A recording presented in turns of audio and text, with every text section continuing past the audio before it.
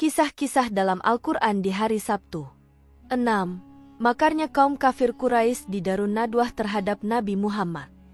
Diceritakan bahwa di kota Makkah, ketika orang-orang Quraisy ingin membahas suatu masalah, mereka berkumpul di suatu tempat pertemuan yang disebut Darun Nadwah. Ketika mereka berencana untuk berkomplot dan membunuh Nabi Muhammad Shallallahu Alaihi Wasallam, para pemimpin mereka berkumpul di sana. Ada 5 pemimpin dari orang-orang musyrik yang hadir, yaitu Utbah, Syaibah, Abu Jahal, Abu Buhtari, dan Al-Ash bin Wail. Dalam riwayat Al-Salabi, lebih lanjut dijelaskan bahwa mereka berjumlah 12 orang yang masuk ke dalam Darun Nadwah, dan juga masuklah iblis yang menyamar sebagai seorang tua yang bertongkat. Kemudian Abu Jahal berkata dengan keras kepada orang itu, "Kami di sini sedang berkumpul untuk membahas urusan yang sangat rahasia, jadi silakan pulang." Iblis menjawabnya, "Aku adalah seorang kakek tua dari negeri Najd. Aku telah hidup cukup lama dan telah berpengalaman dalam memutuskan berbagai masalah. Aku tahu bahwa kebaikan terletak pada kesepakatan dan penafsiran yang benar. Oleh karena itu, izinkanlah aku bergabung dengan kalian. Barangkali aku dapat memberikan penafsiran yang benar dan menunjukkan mana yang benar dan mana yang salah." Akhirnya mereka membiarkan iblis masuk bersama-sama ke dalam Darun Nadwah. Di sana, mereka mulai bermusyawarah. Utbah menjadi yang pertama mengusulkan, kematian adalah pasti akan datang. Kita harus bersabar sampai saat dia dipanggil oleh Allah, dan pada saat itu kita akan selamat dari kejahatannya. Iblis menjawab, celaka, bagaimana pendapatmu? Kamu tidaklah pantas, melainkan sebagai penggembala ternak liar dan keledai. Jika kita membiarkannya hidup, agamanya akan tersebar luas ke segala penjuru, dari timur ke barat. Maka tentara yang kuat akan berkumpul dan memerangi kita sampai kita binasa. Semua orang segera setuju dengan pendapat yang disampaikan oleh Syekh Najd. Usul kedua datang dari Syaibah, yang mengusulkan, kita jadikan Muhammad sebagai sandera, dan kita tinggalkan di suatu rumah tanpa makanan dan minuman sehingga dia akan mati kelaparan dan kehausan. Syekh Najd menanggapi, ini juga tidak benar, karena Bani Hashim akan berkumpul untuk membebaskannya dari tangan-tangan kalian, dan itu akan menyebabkan permusuhan yang sangat kejam di antara kita dan mereka. Semua orang setuju dengan pendapat yang disampaikan oleh Syekh Najd. Usul ketiga datang dari Al-Ash, yang mengusulkan, kita ikat Muhammad pada seekor unta, lalu kita lepaskan di padang pasir agar dia mati di sana. Usul itu dibantah oleh Syekh Najd, yang berkata, ini juga tidak benar, karena Muhammad memiliki penampilan yang menarik, fasih berbicara, dan manis bicaranya. Mungkin ada seseorang yang bertemu dengannya, kemudian Muhammad menunjukkan jalan menuju suatu kota, dan penduduknya semua akan setuju dengan apa yang dia katakan. Dia akan berhasil membentuk suatu kelompok besar yang kemudian datang untuk memerangi kalian. Semua orang setuju dengan pendapat yang disampaikan oleh Syekh Najd. Pada giliran keempat, Abu Jahal mengusulkan, menurut saya, kita keluarkan satu orang pemuda dari setiap kabilah, dan masing-masing dibekali senjata. Pada saat menjelang malam, kita serang secara bersamaan, dan kita bunuh Muhammad bersama-sama sehingga tidak ada yang tahu siapa pembunuhnya. Ketika kerabatnya datang untuk meminta denda, kita dapat mengumpulkan harta dari setiap kabilah untuk membayar. Dengan itu, kita akan bebas dari tuntutan dan akhirnya selamat dari kejahatannya. Syekh Najd menjawab, Anda benar sekali dalam usulan itu. Akhirnya, pendapat Abu Jahal disetujui oleh semua peserta musyawarah. Mereka kemudian keluar dari balai pertemuan tersebut dan berpisah untuk melaksanakan rencana jahat itu. Lalu malaikat Jibril alaihissalam turun menyampaikan ayat, dan ingatlah, ketika orang-orang kafir Quraisy memikirkan tipu daya terhadapmu untuk menangkap kamu dan memenjarakanmu atau membunuhmu. Quran Surat Al-Anfal ayat 30. Malaikat Jibril memberi perintah kepada Nabi Muhammad Shallallahu Alaihi Wasallam untuk hijrah ke Madinah dan meninggalkan Makkah. Dia juga memberikan pesan, jangan takut, karena setelah kesulitan pasti ada kemudahan, dan setiap masalah memiliki waktu dan aturan. Allah, yang Maha Pelindung, akan senantiasa memperhatikan keadaan kita, dan Allah lah yang menentukan rencana kita. Saat menjelang sore, Rasulullah Shallallahu Alaihi Wasallam berkumpul dengan para sahabatnya. Dia kemudian berkata, "Siapa di antara kalian yang akan menemani aku, karena Allah telah mengutus aku untuk pergi ke Madinah?" Abu Bakar dengan tegas menjawab, "Saya, wahai Rasulullah." Kemudian Rasulullah memandang ke arah para sahabatnya dan berkata, "Siapa di antara kalian yang mau menggantikan tempat tidurku, akan kujamin surga baginya." Maka Ali karamallahu wajah menjawab, "Saya, wahai Rasulullah.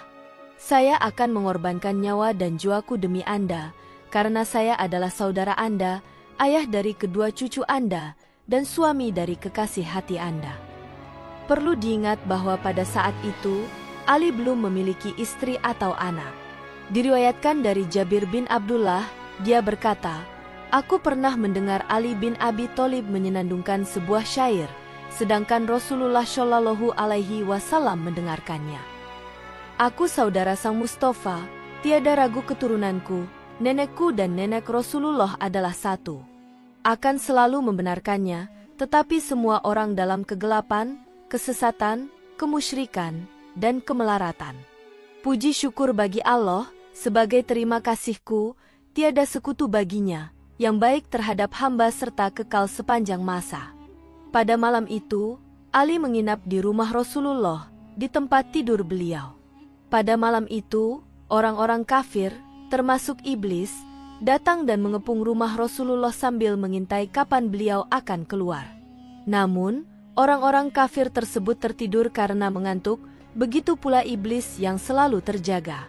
Rasulullah keluar bersama Abu Bakar dan melihat orang-orang kafir yang tertidur dengan alat persenjataan mereka. Rasulullah mengambil debu dan menaburkannya ke atas kepala mereka. Dalam riwayat lain disebutkan bahwa Rasulullah membaca surah Yasin dari Al-Quran ketika melewati orang-orang tersebut, sehingga tidak ada yang menyadari kehadiran beliau karena keutamaan surah tersebut. Setelah Rasulullah dan Abu Bakar pergi, iblis terjaga dari tidurnya dan berkata, "Hai Muhammad telah pergi, tidakkah kalian tahu bagaimana dia menaburkan debu di kepala kalian?" Mereka semua bangun dan mencari Rasulullah di tempat tidurnya. Namun, yang ada hanya Ali yang sedang tidur di tempat tidur Rasulullah. Mereka bertanya, "Di mana Muhammad? Di mana Muhammad?" Ali menjawab, "Allah yang Maha Agung telah membawanya pergi ke tempat yang Dia kehendaki.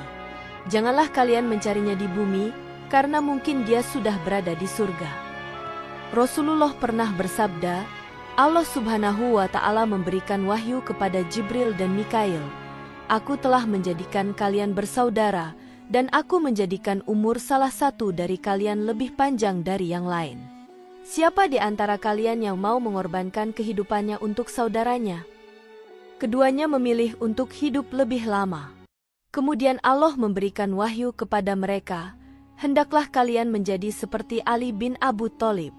Aku menjadikan dia dan Muhammad sebagai saudara, dan dia siap mengorbankan hidupnya dengan menempati tempat tidur Muhammad. Maka turunlah ke bumi, dan jagalah dia dari musuhnya."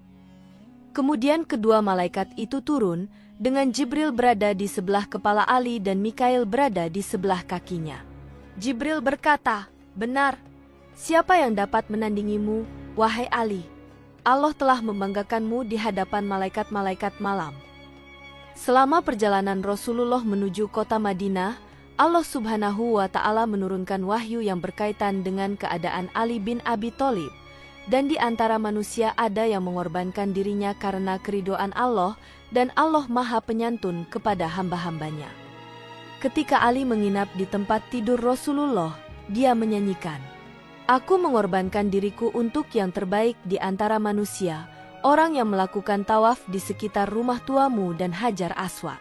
Wahai Rasul Ilahi, aku takut akan tipu daya mereka, namun Allah menyelamatkanku dari tipu daya mereka. Di dalam gua, aku menginap dengan perasaan aman, karena perlindungan Allah ada di sekelilingku. Dan aku menginap sambil menjaga mereka, Mereka tidak bisa menipuku, keputusanku untuk mengorbankan diriku demi pembela dan tawanan. Setelah orang-orang musyrik yang merencanakan pembunuhan terhadap Rasulullah tidak menemukan beliau di tempat tidurnya, mereka kembali berkumpul dan bermusyawarah selama 3 hari. Dalam musyawarah tersebut, mereka memutuskan untuk mengutus seseorang bernama Suraqah bin Malik untuk mengejar Rasulullah menuju Madinah. Setelah mencari dalam perjalanan menuju Madinah, Suraqah akhirnya menemukan jejak-jejak Rasulullah. Abu Bakar melihatnya dan berkata kepada Rasulullah, "Ya Rasulullah, jejak kita telah diketahui oleh Suraqah." Padahal dia termasuk salah satu pemuda Arab yang gagah dan berani. Kemudian Rasulullah menjawab, "Jangan takut." Ketika Suraqah mendekat, dia berteriak, "Hai Muhammad, siapa yang akan membantumu hari ini?" Rasulullah menjawab, "Allah Tuhan yang Maha Perkasa akan menggagalkan usahamu itu."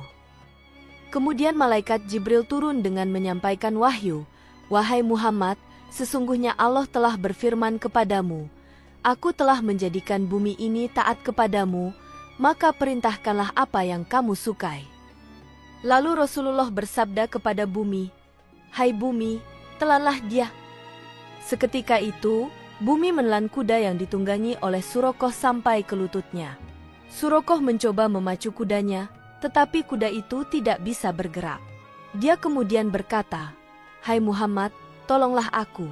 Demi Uzza, jika kamu mau menolongku, aku akan bersamamu. Aku tidak akan mencelakanmu." Akhirnya, Rasulullah berdoa kepada Allah untuk membebaskannya. Dalam beberapa tafsir disebutkan bahwa peristiwa yang dialami oleh Suraqah terulang sampai 7 kali. Setiap kali dia hendak mengejar Rasulullah, bumi menelan kudanya. Namun, pada kali yang ke-8, dia benar-benar putus asa dan bertaubat. Kemudian dia mengeluarkan anak panah dari sarungnya, lalu memberikannya kepada Rasulullah seraya berkata, "Hai Muhammad, aku memiliki banyak ternak peliharaan. Aku serahkan mereka demi usahamu ini. Temuilah penggembala-penggembalanya dan mintalah apa yang Tuhan kehendaki." Rasulullah menjawab, "Hai Suraqah, jika kamu tidak senang masuk agama Islam, maka aku pun tidak suka dengan hartamu itu." Suraqah kembali berkata, "Hai Muhammad, kelak agamamu akan tersebar ke seluruh penjuru dunia, dan engkau akan memenangkan semua manusia. Maka, berjanjilah padaku, bahwa pada saatnya nanti, engkau akan menerimaku yang akan menyerahkan keimananku." Lalu Rasulullah mengambil sebuah tembikar dan memberikannya kepada Suraqah sambil berkata, "Inilah perjanjianku denganmu."